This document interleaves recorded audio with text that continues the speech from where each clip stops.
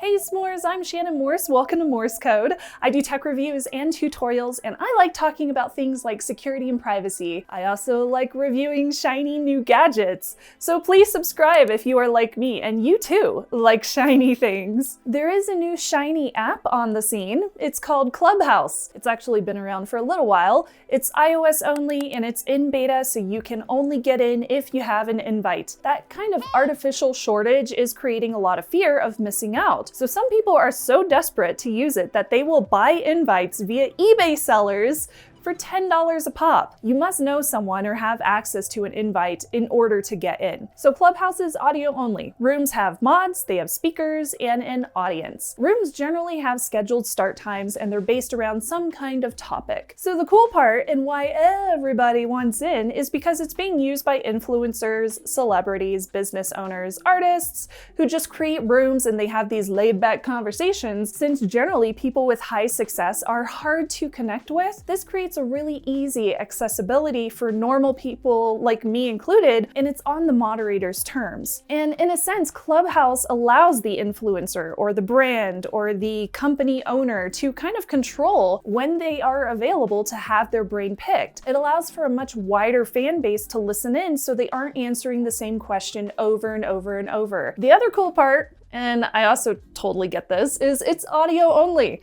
So there is no need for hair or makeup. And this, my friend, brings me to the many reasons why I have security and privacy concerns with Clubhouse. Now with social media in general, but this beta app is still so new and so small that they could introduce some really awesome updates to the platform before they release it to more folks or before they release it to Android users. So hopefully this isn't seen as like a lot of hate towards a great app, but a critique based on my own experience in information security. Now before I get into this topic, I did want to take a moment to thank the sponsor for today's video. The Innovation program has graduates who have worked with the program to develop their concepts into real-world technologies. So I will be featuring several different innovators throughout this month, and you can check out more inventions using the links down below. Today I am featuring Ichihara Etsuko. Etsuko created the digital shaman, which combines robotics, 3D printed masks, and voice generation to help grieve the loss of a loved one. Etsuko got the idea after the passing of her grandmother, and her invention is based on the 49-day transitional period in Buddhism. A living person must record their voice, their face, etc. to be used later on. All data is deleted after that 49-day period.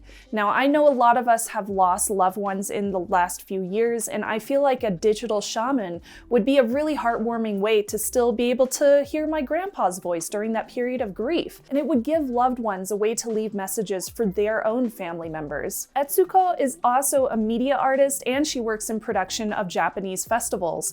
She is one of the innovators that is exploring the world of the future, and you can see her profile and a lot more innovations over at innovators.com/en. That's innovators.com/en. Thank you to the Innovation program for their support of my channel. So let's get into some privacy concerns. So this app is all audio based. Clubhouse says that muted mics and audio members' mics are never recorded. They also say audio recordings are collected but automatically deleted after a room ends for the speakers. But audio recordings are kept if the room is reported for trust and safety violations. They do say in their policies online that they are encrypting these recordings. So my question is, how are they encrypting that data if they can also access it for investigations? I would assume this means that they are using an encrypted storage container of some sort, but employees still have access to that data, so it is not zero knowledge. Clubhouse also states in their privacy policy that they cannot control the action of users on the platform. This also says that any user could use a third-party app or a device to record, store, or share audio or content from a room without any other user's consent. Now, this is completely true, even if it is very much against the law for other people to record you without your consent in certain states. And it is true of anything that is digital. Disappearing messages in your favorite text messenger app, for example, can easily be screenshot and shared. Like I mentioned earlier, if you are on Clubhouse, you can send other people an invite. That invite is sent to a phone number. So once the person you invite joins, your profile picture and name is directly associated with that person forever forever on their profile page. So it better be somebody you like. If you do want an invite, you have to give your phone number to the person inviting you. So either you'd better be using a phone number that is already public, or give it to a friend that already knows your phone number, or hopefully it's a secondary number. Like if you are buying an invite from somebody online who you don't know, like use a Google Voice number. Doesn't matter. As long as you have access, you can access text messages from that number. I think it would be so cool if Clubhouse could use a social sign-on instead of a phone number, like those sign-on with Google or sign-in with Facebook login screens that you would see. But that also comes with a concern, since using that option for authentication also means that you would be transferring some of that profile data from the other social media, whether it's Google, Facebook, Twitter, whatever, into Clubhouse. And if that was confusing, I did a whole video about social logins with single sign-on, which is also called SSO. Now, when you first log on to Clubhouse, you do give it access to your phone number and some profile details like your name, your device ID on iPhone, and your user ID. You also give Clubhouse access to your mic and your contacts. And that contact thing is a real sticky issue. See, if you ever want to invite someone, you have to give Clubhouse access to your contacts, your address book for your phone.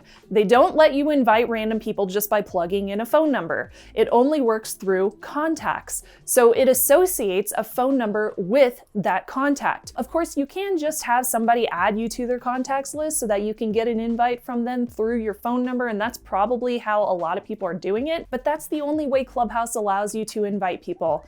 Now, functionally, this does help you find new contacts whenever your friends do sign up so that you can follow them. But when you make all of your contacts accessible by Clubhouse, you aren't giving your contacts any choice. There is no consent. Your friends have not agreed to their terms of use. Maybe they don't even know that Clubhouse exists. But if they are in your contacts, then Clubhouse sees that phone number and can tell you if they are already registered. Now, the invite tab refreshes your address book every single time you want to open it. If you want to invite somebody, you have to give it access to that address book. It uploads contacts to their servers so it can find which ones are already registered and who can be invited. Just phone numbers are transferred, but it still has access to contact names and additional address book info. So what could Clubhouse do? Well, they could just not access your address book to find connections to the people that you want to invite. You could get your own referral link to send to people instead of requiring you to know their phone number, and there is no mention of this data being encrypted when in transmission or when sitting on the Clubhouse servers. I would love to know how they are protecting that data, since I would hope that if, God forbid, Clubhouse got hacked, an attacker would not have access to some kind of plain text phone numbers or names. A great example of how you can still use discoverability to find friends is how Signal does it. Signal uses a contact discovery protocol, so servers do not have permanent access to contact data. But Signal uses a complicated process of creating a secure enclave, hash table construction, and they allow for private contact discovery so it doesn't leak info to anybody outside of the user. The service still returns registered users even though it is no knowledge, and this is open source. So this secure enclave for contact discovery is available to other developers of other applications. Now, let's say you don't want Clubhouse to have access to your contacts. You can turn it off by going into your iOS settings, choose Clubhouse, and then choose to turn off contact permissions. But this also means that you can't invite anyone. Obviously, this is not going to be very appealing since people want to use this app to connect to each other. Phone numbers do appear to be kept private from other users on Clubhouse though, as Clubhouse does not give you a way to find contacts in their app using phone numbers. They just use it for registration and for logging into your account. To log in, they do send the phone number a 4-digit code by text. Using text for a code does create a potential vulnerability for account takeovers, like targeted SIM swapping attacks, which can be an issue. There is no 2FA option for something like Google Authenticator or Authy, or using a hardware key like a YubiKey. There is no password connected to your account either, but you can verify your email address for support inquiries and account deletion, which in turn also means that you would be sharing your email address with Clubhouse. So the data that they do collect, Is it kept forever? Well, they don't really say whether or not it is. According to the privacy policy, data is kept for as long as reasonably necessary or as required by law, whichever is longer. And full circle back to where Alpha Exploration Co. is located, their addresses are actually in California, the Bay Area to be precise. And US businesses do have to comply with law enforcement whenever a warrant or a subpoena is sent. So since I don't see any kind of zero knowledge or no knowledge policy, it's likely that this data would be easily accessible to agencies who request it from Clubhouse. So again, I am very curious how they are protecting this data whenever it's being stored and how long it's actually being stored for. I looked through their entire policies online and I did not see any mention of GDPR in their policies, but they do mention that international users should understand and acknowledge that personal data will be transferred from your location to Clubhouse in the US. They do mention California's new CCPA, which is legislation that gives California citizens more rights about their data, and that makes sense since they are located in the Bay Area. Now, data security is extremely important, especially when you are having major influencers and celebrities using your app. That is money for an attacker. Hopefully, it's being stored in a very protected way. Now, as for privacy for the user, oh no, I'm not done. There are some concerns as well. There don't seem to be any kind of privacy options on your profile, and there is a pretty big concern for folks that are a part of groups that are discriminated against or are targets of harassment. See, the thing is, Clubhouse requires you to use your legal name on your profile, but I should mention they don't really verify this. They don't ask for your ID or anything. They just trust that you will actually give them your real name. But trolls have also been known to report people for having fake profile names on other platforms, and it's likely this happens here too, especially to folks that are vocal about their beliefs but use stage names for privacy and to protect their families. I know plenty of people, especially in this kind of career path, who would refuse to put their real name online because it creates a risk to their privacy, or maybe because it's a dead name, or maybe because they use a stage name for everything online. If Clubhouse was to start just yeeting people because they don't use their legal name, wouldn't that be kind of messed up if y'all are also using a public name online to protect your identity?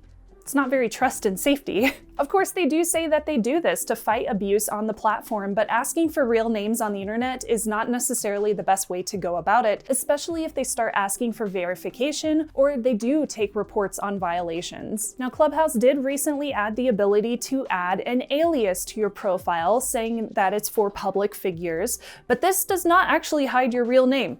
Oh no, it just puts it in parentheses next to your alias. Anybody can actually see your real name, even if you put an alias on your profile.